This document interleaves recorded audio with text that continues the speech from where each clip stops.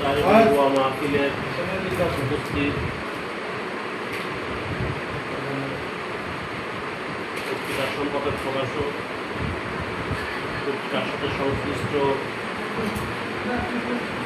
সাংবাদিক বৃন্দ এবং বিভিন্ন স্তরের সম্মানিত ভাইরা, সবাইকে আমাদের রমাদানুল মোবারকের শুভেচ্ছা এবং আসসালামু আলাইকুম।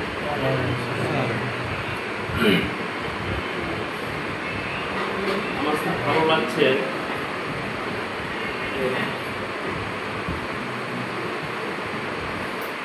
ফয়েজ, আমি জানি যে আমার পত্রিকার একজন স্টাফ রিপোর্টার।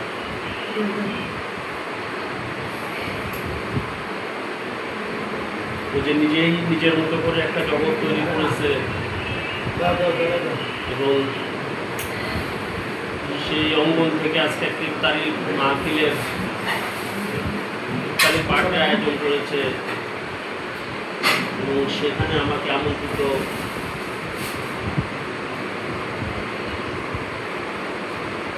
জানিয়েছে এবং আমি আমন্ত্রণ রক্ষা করতে আসলে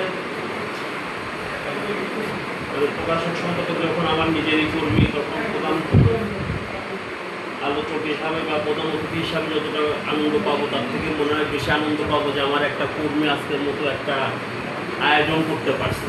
আমি সে আয়োজনের একজন অতিথি হিসাবে আসতে পারছি বা শুভাকাঙ্ক্ষী হিসাবে আসতে পারছি।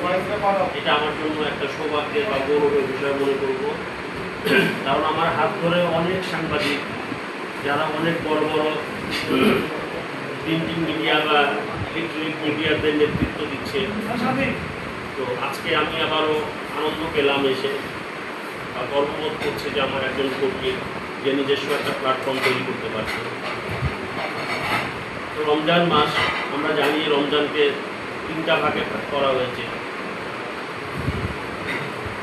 রহমত, মাগফিরাত এবং নাজাত। আমরা 2টো ধাপ এর মাঝে পার করে 3য় ধাপে এসে অবতীর্ণ হয়েছে এবং এই 3য় ধাপটি মনে হয় রমজানের সবচাইতে গুরুত্বপূর্ণ। এখানে লাইলাতুল কদর আছে। এই লাইলাতুল কদরেই পবিত্র কোরআন শরীফ নাযিল হয়েছে।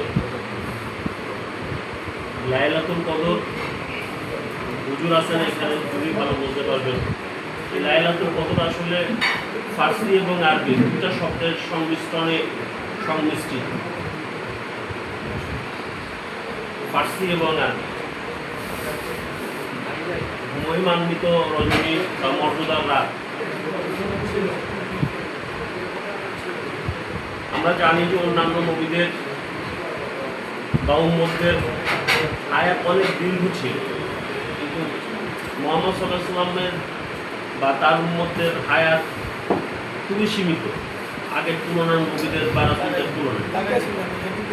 কোনো এক সাহাবী যখন দুঃখ করে বলছিলেন যে আমাদের হায়াতটা এত ছোট যে আমরা ওনাদের মতো এত ইবাদত কখন করব, তখনই বলা হয়েছিল যে আমাদের মাঝে এমন এক রজনী আছে যেটাকে লাইলাতুল কদর বলা হয়, যেটা কত মাসের চেয়েও শ্রেষ্ঠ।